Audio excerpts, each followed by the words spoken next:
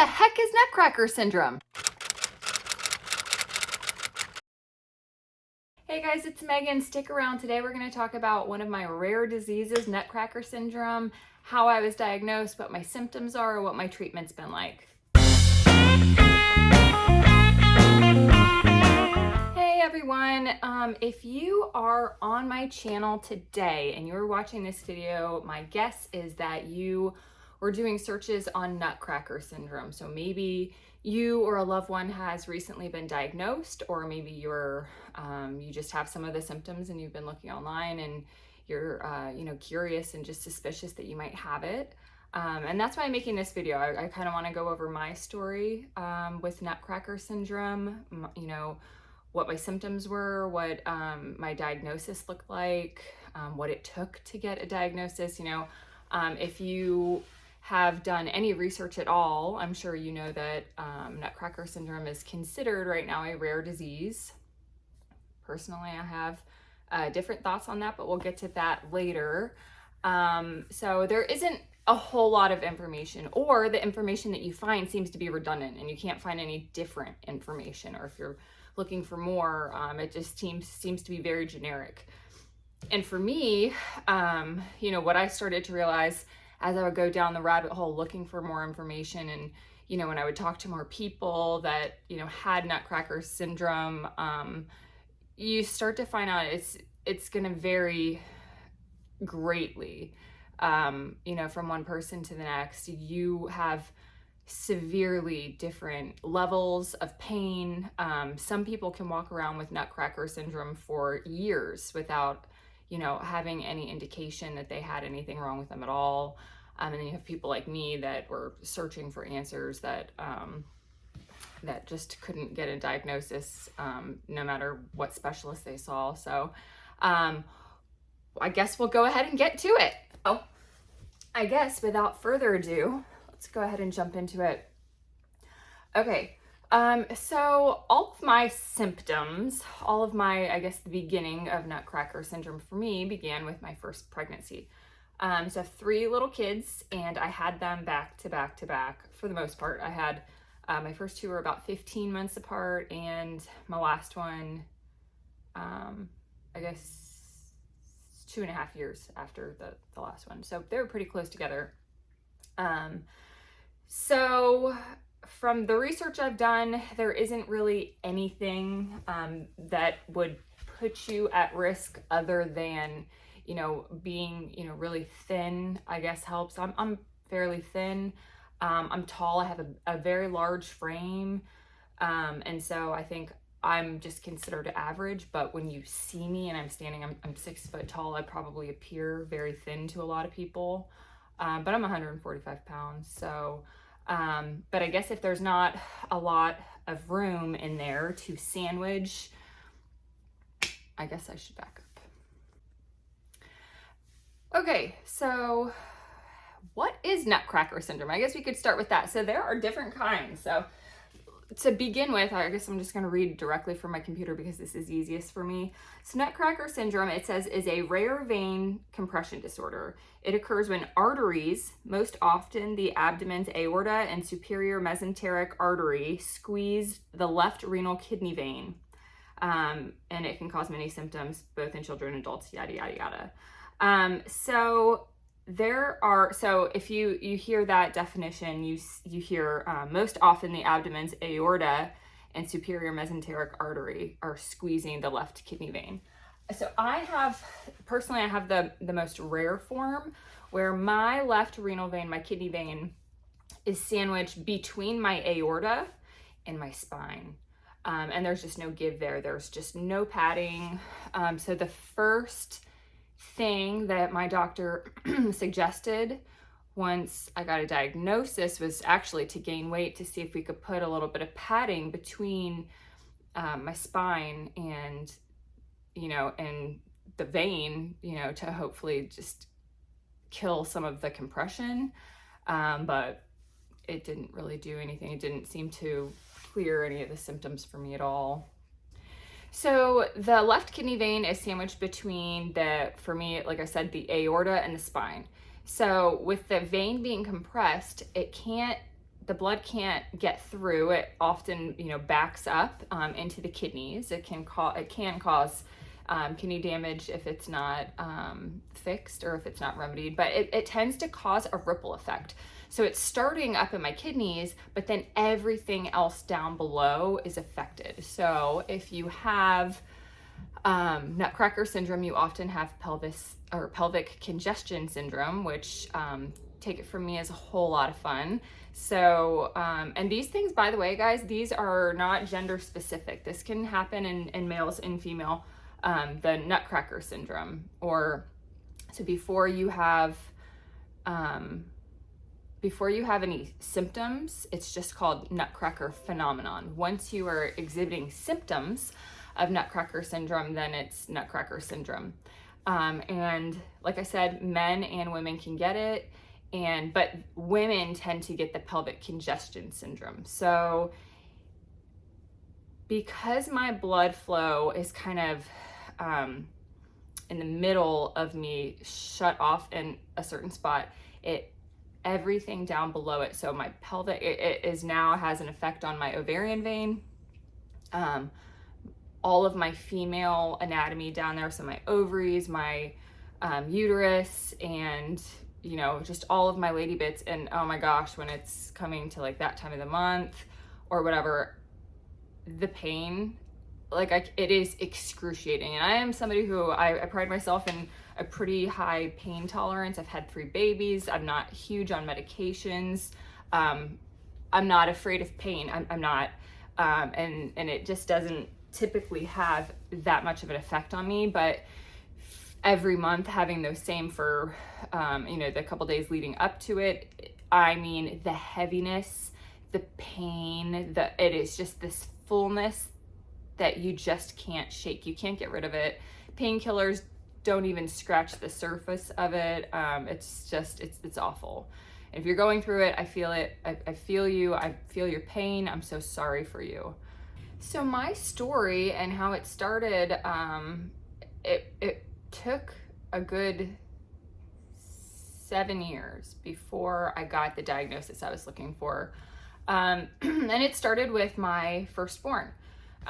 We were living in Florida at the time, and I was pregnant with him, and I was going to my appointments. And I remember, we were out in public at a Target actually, and we're walking around. I was wearing a little jean skirt, and I was, 4 or 5 months pregnant. And I remember passing a mirror and looking down at my legs, and I was amazed at like the varicose veins on my legs. My legs were blotchy purple. There were veins everywhere, and I hadn't seen my legs. How many people, I didn't have a full length mirror. I didn't really look at my body like that at the time. I guess, we were living by the beach, and we lived mainly outside. And I guess for me, it was a big surprise, like, oh my gosh, all these people walking around me see my legs like this. And I guess that was a little vain of me. And I mentioned it to my doctor, and I had a female doctor at the time, my OBGYN, and I remember her just being very dismissive, like, welcome to pregnancy. And I remember after that thinking, oh man, like, I have horrible genetics. This is just the beginning, like, what's gonna happen after this? And it did. It got severe. And I'll put pictures. I'll drop pictures in the video so you can see. And I ended up having 3 babies. And so I went through this every pregnancy, and everybody would tell me, oh, after the pregnancy, the veins will clear up. You have 50% more blood in your body right now. But that wasn't the case. Nobody ever looked to see if there was anything underlying that would cause these issues. And I ultimately ended up switching to a male doctor who at least showed me a little bit of empathy. And got me to some specialists. He got me to a vein surgeon who, they would do ultrasounds. Well, you've got blood flow. Well, yes, I have blood flow. Yes, I can still stand. But the problem is, all of the valves in my lower extremities were shot because all of this blood, it couldn't go back up. All of the blood in my lower half was going down, and it was pooling. It was going out to my feet. It wasn't returning to my heart. It wasn't circulating, the full circulation through my body. So it was going out, but it wasn't coming back to my heart. And so as you can imagine, when I would stand up, I would feel extremely lightheaded. I was always dizzy. I was working a job where I was primarily on my feet. It was extremely unhealthy, but I didn't know what else I could do. I was doing the work that I had always done, that I was comfortable with, and that I felt still capable of doing. And nobody really seemed to worry about me.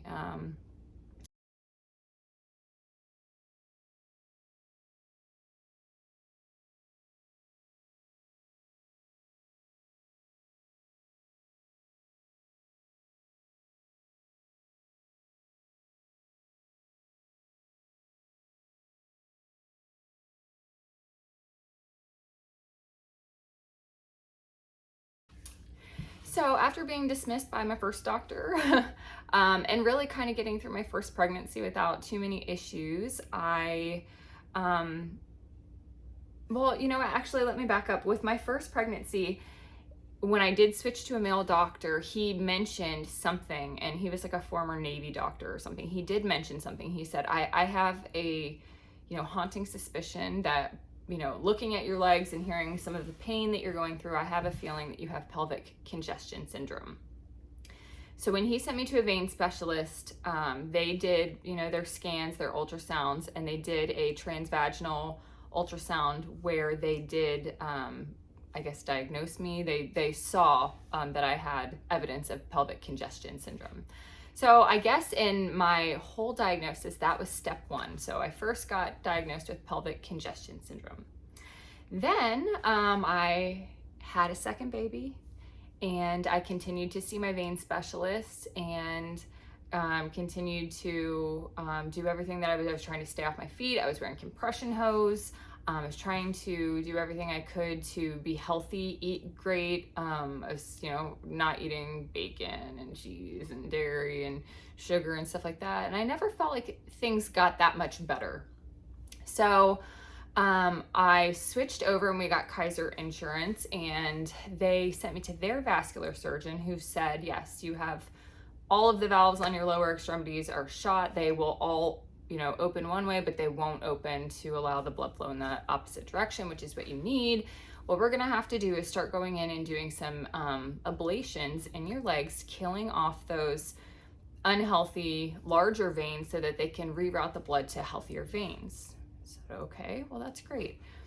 So I went in and I had my right leg done, where they go in and they basically go in behind your knee. And I think this was for my,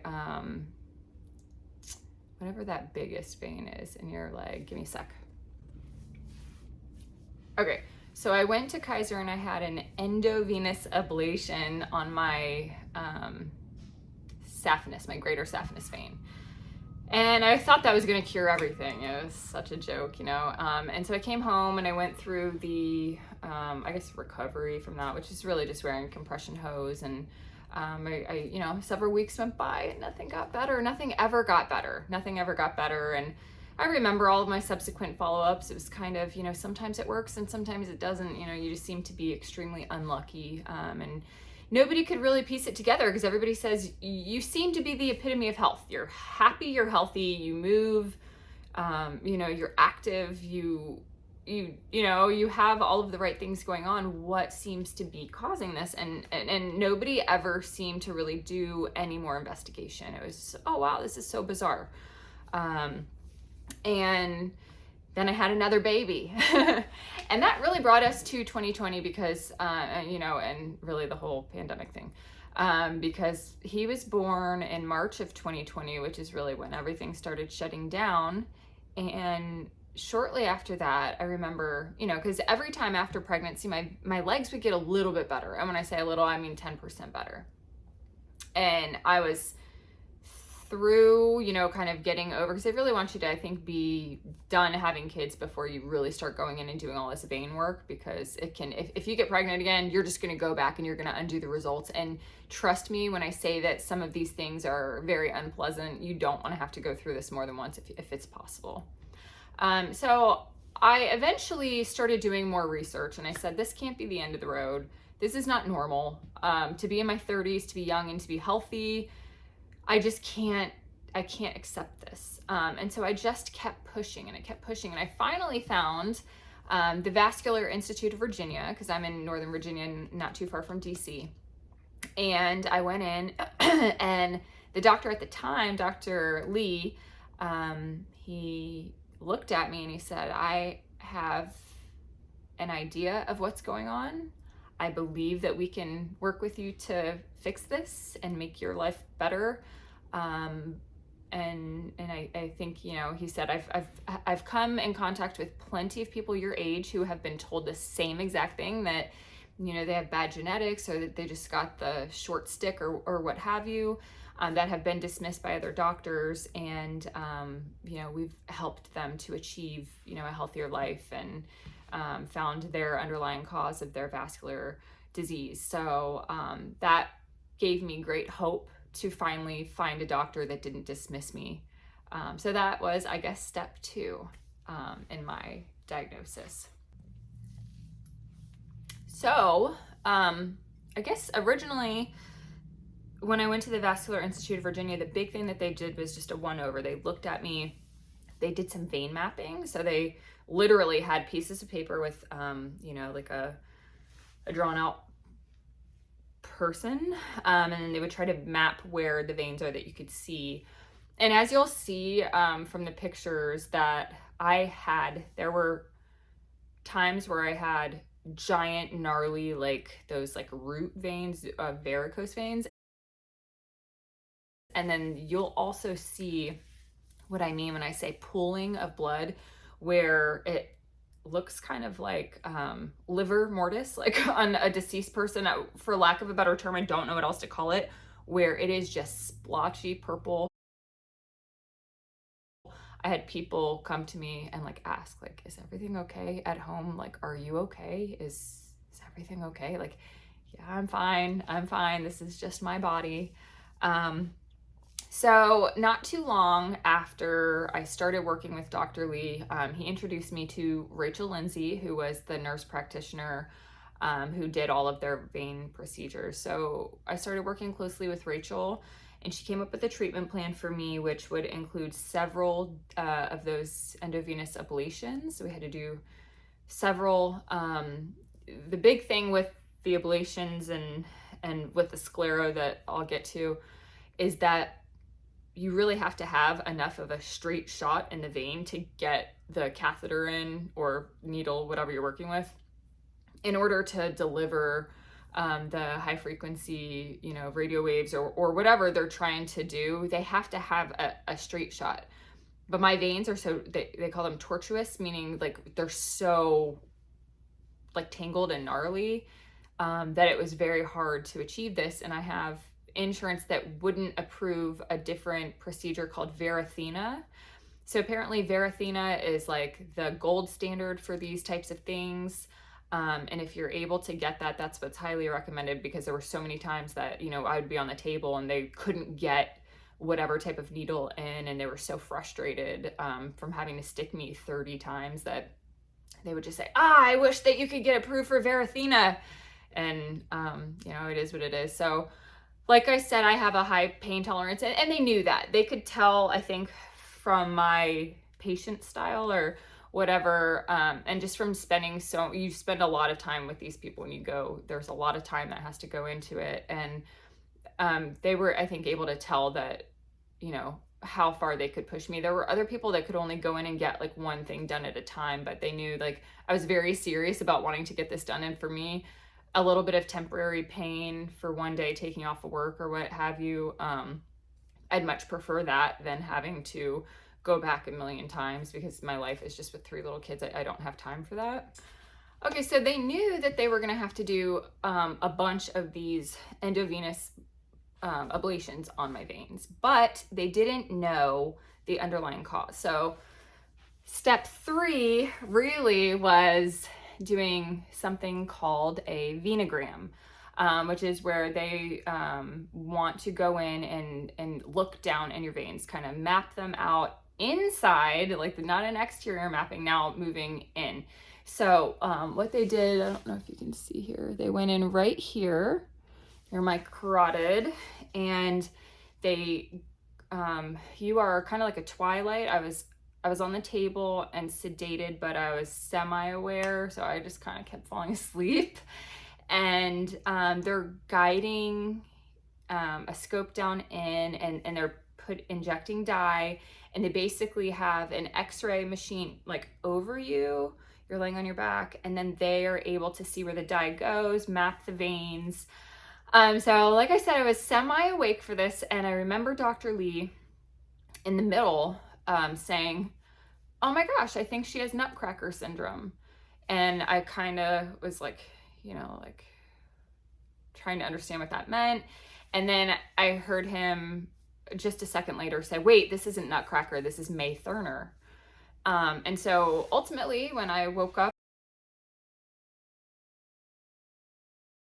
and I was in recovery from my venogram, he came to me and told me that I had Megh syndrome, and which I believe is like where your left or right iliac artery is sitting on your left or right iliac vein or whatever.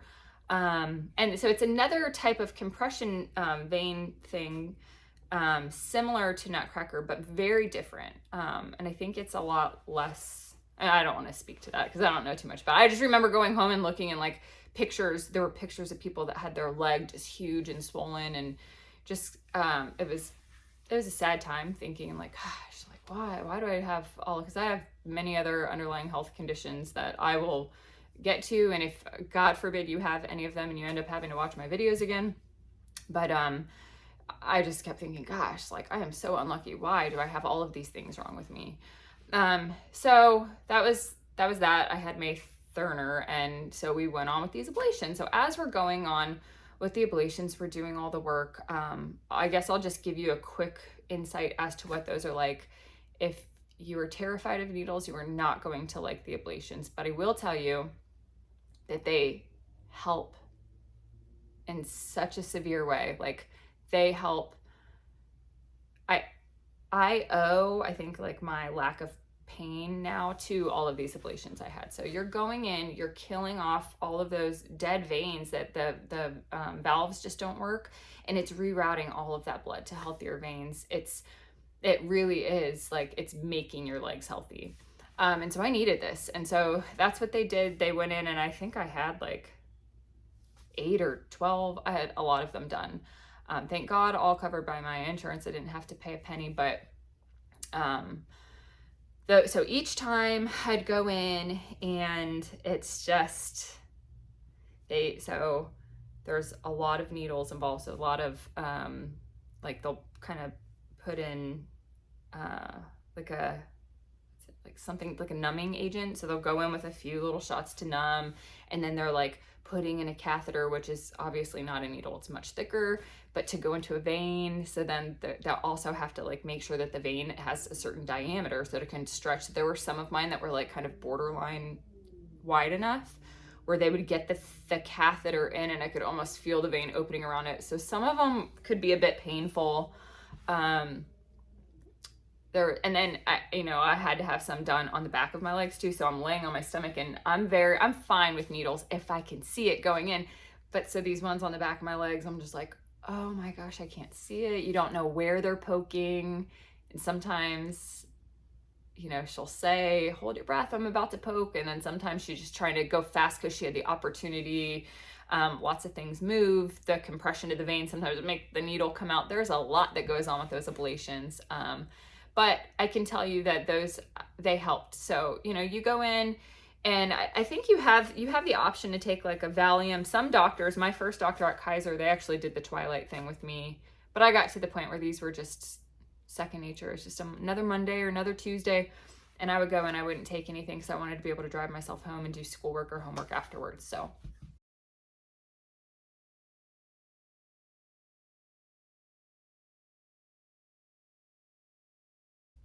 those were the ablations, and that was the next step. And then after I had the ablations done, we worked on those deep veins. I really, because that was the big treatment plan, was like, let's work on all of the underlying structure, and then we can work on trying to get those legs pretty for shorts, which obviously is an ultimate goal of somebody who's young and healthy and active, wanting to go to the beach and, you know, have fun and wear shorts in the summer. I haven't worn shorts in 7 years.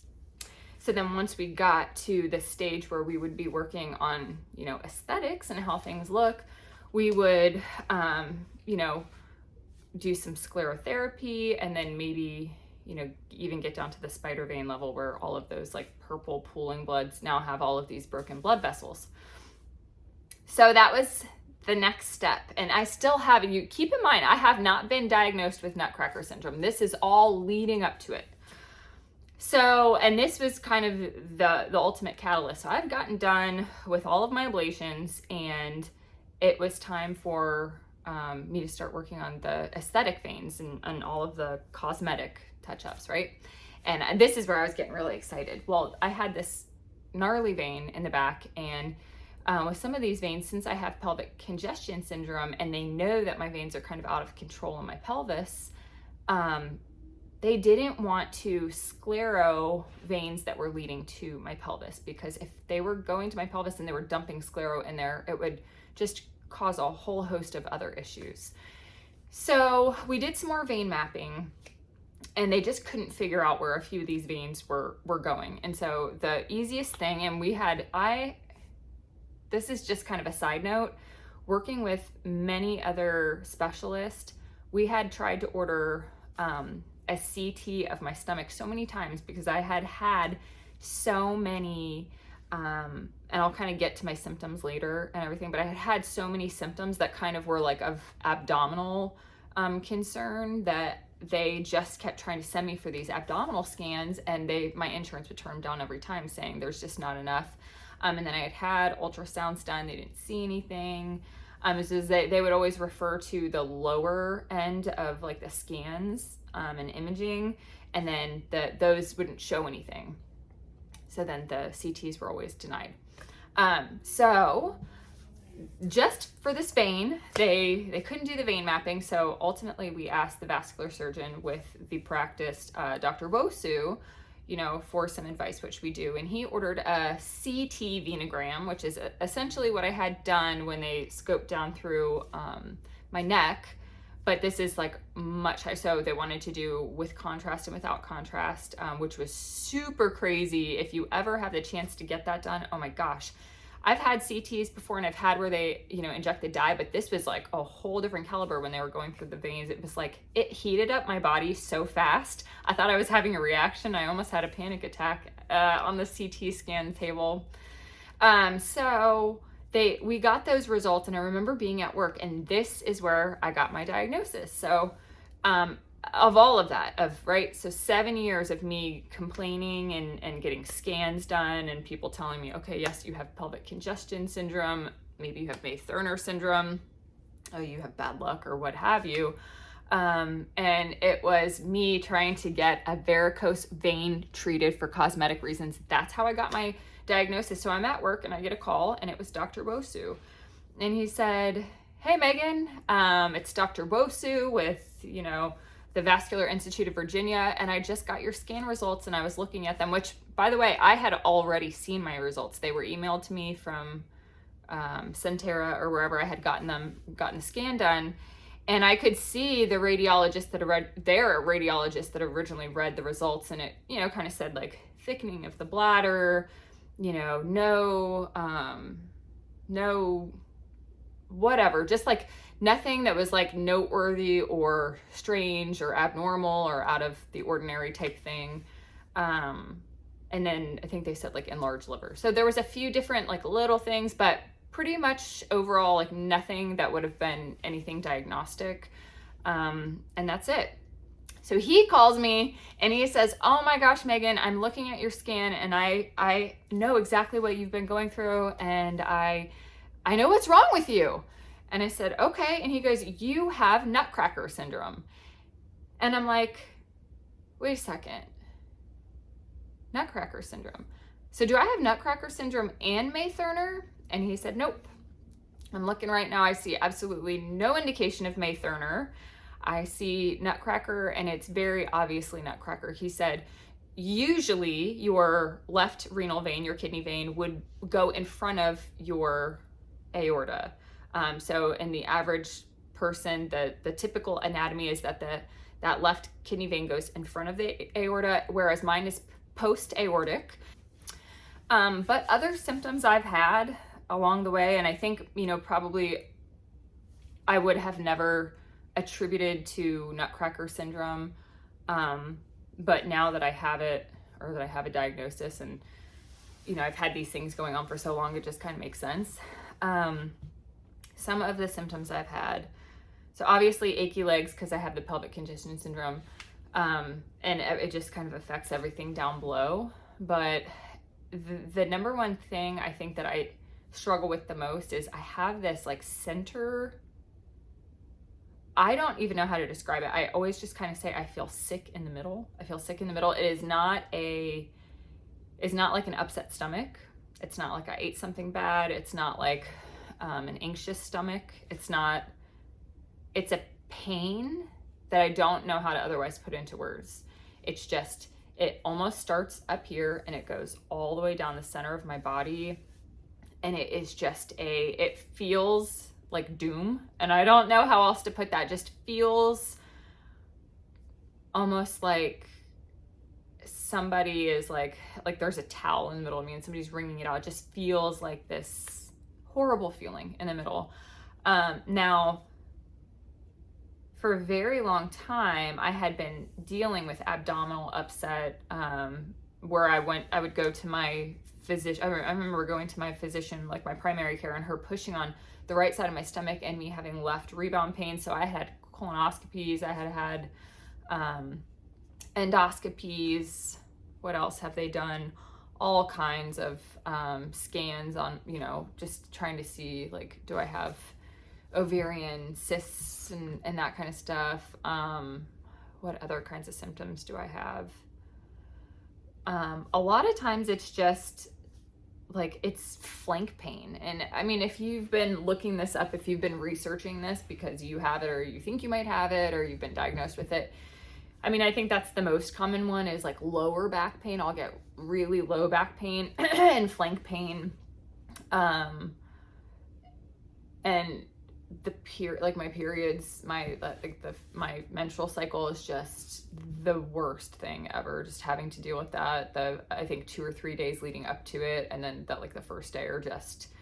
I actually recently had to ask them to give me muscle relaxers because it's that bad. It's so bad. So those have been, the big symptoms. And then treatment for me afterwards has really just been, the first part of it really was going in and we did an ablation, or we did an embolization of my ovarian vein. It's called an OVE, ovarian vein embolization.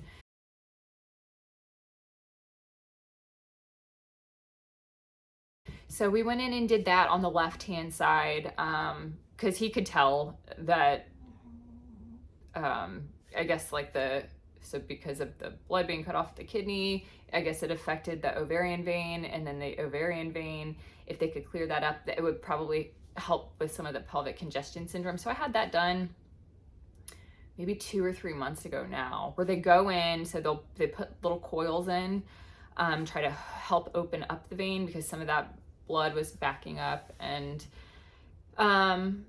you're dealing with diseased veins. I mean, everything is just shot, and so trying to go back and make them healthy, sometimes it works, sometimes it doesn't. That procedure was interesting. I was knocked out. It was another one where I was twilight. I woke up in the middle in severe pain. So he was basically, he explained to me later that when he was in there, he was administering sclerotherapy to try to kill off some of these veins. He said when he got in, it was way worse than he would have otherwise known, and I was pretty much out, so we just kind of had to make the executive decision to just treat while he was in.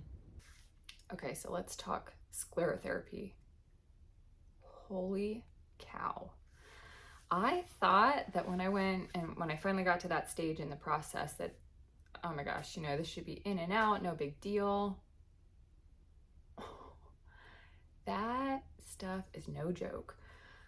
I actually ended up having a bad reaction to where we had to stop. So my first run-in with sclerotherapy, we did my left leg. And so we hit a few different areas, and it's really kind of cool because they mix it up in there's like 2 syringes, and you just kind of mix this foam, and then they go in with like a butterfly needle, and they administer, they try to get in. Again, they have to find a straight shot, so it's, you know, it's trying. But once they do that, they kind of, for me anyway, they tilted the table so that my legs were kind of up and the sclero could kind of move up.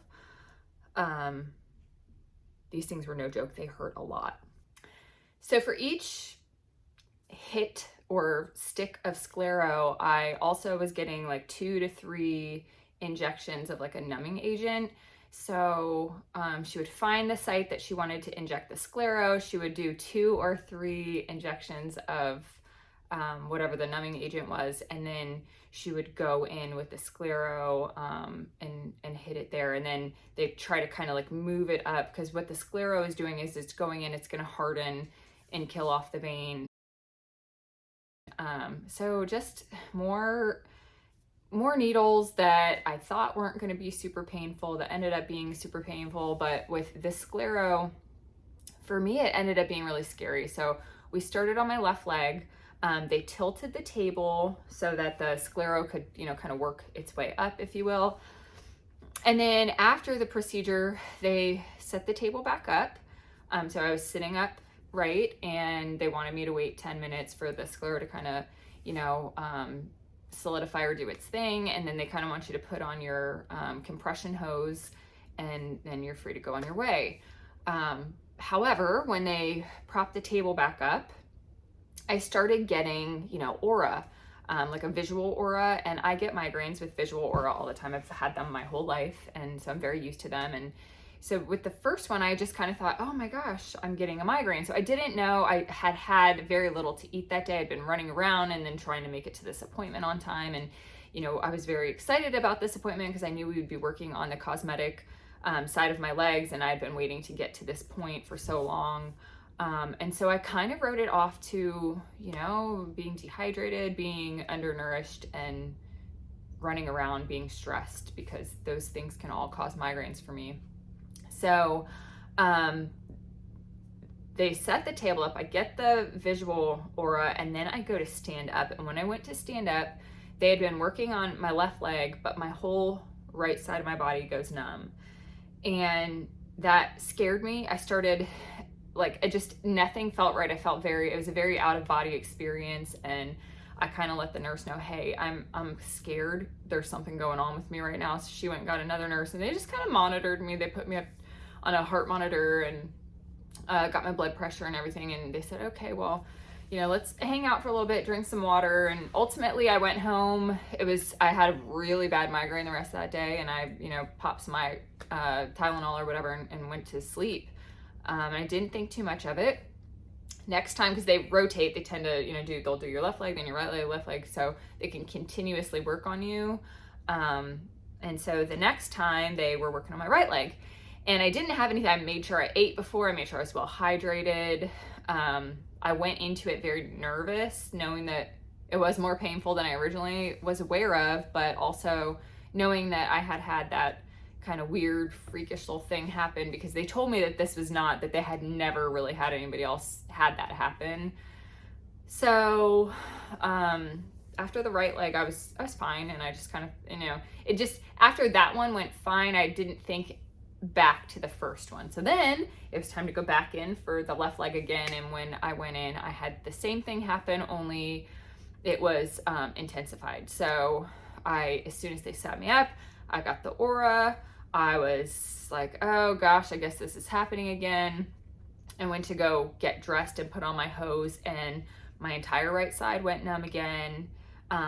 My visual aura was different, and it was digital, and I don't know how it was. Instead of just moving white lines, it was like everything was digitized, like you would see like on a computer screen, like pixelized or something. And what else? There was something else that was like, I like my whole body went weak, because I was in the room alone. They had left and they were ready for me to get dressed. So I was in there by myself, and I as soon as I stood up, my whole body went weak. It was like my muscles just lost only on my right side, but they had been working on my left. And so I get to the door and I open it and I yell to the nurse that I could see. She wasn't the nurse that had been helping. I said, I need help. I'm panicking. So she runs in. It's like the whole team runs in, and then they also talked about how this had happened, you know, to me at another time when they worked on my left leg. And then everybody starts asking me, you know, have you ever been told you have a PFO? And I'm thinking, what the heck is a PFO? I have no idea.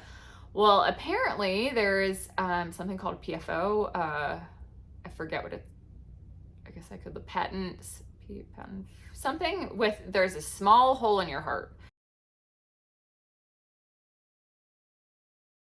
And apparently it's actually very common. About 1 in 5 people, 20% of the just population of humans, they suspect have these, and you would have otherwise never really known going through life.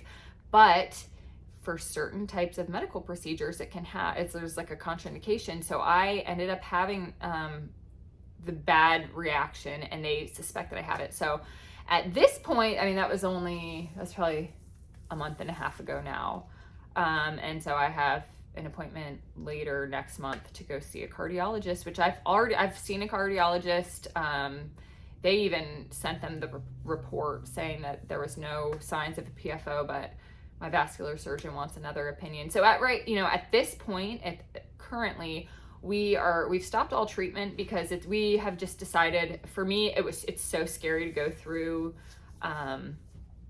the sclero and have the bad reaction. It's terrifying. I literally, because it can lead to a stroke. And you start to exhibit stroke-like symptoms, which is what I always have. It's hard to talk. I had weakness. Nobody was really understanding what I was saying. And that's the last thing I want in my 30s is a stroke. And so for me, just now, we're going to pause all procedures. I will show you in the pictures, because I'm wearing pants right now, it's kind of like some before and after of my legs, or like some progress pictures for my legs anyway. I can tell you so I have not done any actual like Nutcracker syndrome procedure. So we've talked about going in, and we've talked about, you know, doing like the vein transposition, which is like moving that vein that's sandwiched behind the aorta and between my aorta and my spine, moving that. And then there's also the ability for an auto transplant, which is you take your own kidney in your own body and you just move it to a different position. So some people have great luck with that. Some people need it. Some people don't need it. I know somebody that had Nutcracker syndrome that was so bad that you know, she couldn't sit. She had to lay down all the time before she decided to get anything done for it, and she ultimately ended up needing the auto transplant, and it saved her life and her quality of life. I'm just not there. I have pain and I have symptoms. I am symptomatic, but for now, I think I have about a 60% blockage. It's about 60% compressed. So I have good days and I have bad days. There are some things I can do and can't do. Like if I'm on the floor doing exercises like crunches and anything where you're bending, sometimes when I bend over, and that's another thing in the past, anytime I would bend over, I guess to my left, I can't remember which way I move, whichever way I bend and I turn a certain way, I get this like sharp stabbing pain, which I never would have associated before with Nutcracker syndrome. I never knew what it was. But I think that it's related because it just makes sense. But I mean, right now things are under control. I'm comfortable. My pelvic congestion syndrome is like 1,000 times better than it was before. I at least know my underlying cause for everything else that I have going on. So Nutcracker syndrome, it's not going to lead to death for me. It's not going to get better on its own. It is something that, you know, you have to constantly watch. And once you get to a point where you've gotten it better, you know, hopefully you can just monitor it. If you have any questions for me personally, feel free. You know, you can reach out. I will you know, you can leave something in the comments, you know, feel free to leave an email address, or, you know, if there's a way that you want to get in touch with me, I mean, you can always reach out. I'm happy to give you answers and resources. If you're in the area, Northern Virginia area, I'm happy to get you in touch with any of the providers that I've used. I think the biggest thing for me is just, you know, you have to self-advocate. You have got to, if you have a suspicion that you have this, there are just so many providers that don't know it exists. So find yourself a really good vascular surgeon. Those are probably the best people to, you know, order the diagnostic testing and, you know, whatever else. I can also tell you that I have a brother who, he was in the military, and he got medically discharged because he had a varicose seal. Varicose seal is where a man will have a varicose vein essentially in his testicles, which is kind of like pelvic congestion syndrome. Females, they get varicose veins in their lady bits down there, and in their internal organs as well, like their uterus, which is what I have. So my brother had this, and he had, you know, so a varicose vein on his testicles, which they found, I think at the time when they did, this is many years ago, but they told him, you know, we could operate, but you might not be able to, you know, we don't know what your sex life would be like after that. We don't know if you'd be able to have kids, so on and so forth. So he decided just to opt for a medical discharge, rather than to have it, you know, be treated. But that's another reason that I kind of think that this maybe isn't as rare as so many people tend to think, because the fact that he has that kind of makes me think that he has this anatomical variant, which is what I'm calling it, because why else would he have had that? And he was young. I mean, he was probably 19 or 20 years old. So something to keep in mind, you know. So varicose seals on guys, pelvic congestion syndrome, and then horrible varicosities on your lower extremities for women. Though I have seen some horrible cases of Nutcracker syndrome where the women didn't have any outward signs or symptoms. So again, if you guys have questions, if you have comments, please feel free. I would love to know more about your diagnosis or your suspicions of thinking that you might have it. I would love to know, you know, what your treatment looks like. How is your life going now? Like, what's going on? How different are, like, for me, I'm able to be on my feet more. I'm able to play with my kids. I have more energy. I'm not as winded. I was every time I would stand up before, I would feel like I was going to pass out, and I was just always, you know, short on breath and energy. And so for me, getting treatment for this has just been life-changing. So anyway, guys, I have many more videos I'm going to make about my other things. And so if you subscribe and like, or definitely subscribe, because some of these other things that are coming out, they may be related. I'm going to go more into the varicosities. I'm going to go into some rosacea that I have found cures for myself. I'm going to go into some of the things that I've had done, you know, around my house, and some other things. So feel free to follow and stick with it, so you can see some of my journey. I'll put some more stuff with my Nutcracker syndrome, and I kind of want to get some more of my my appointments, so you guys can kind of see those. I'll try to get some little snippets from, you know, when I'm out there and whatnot. But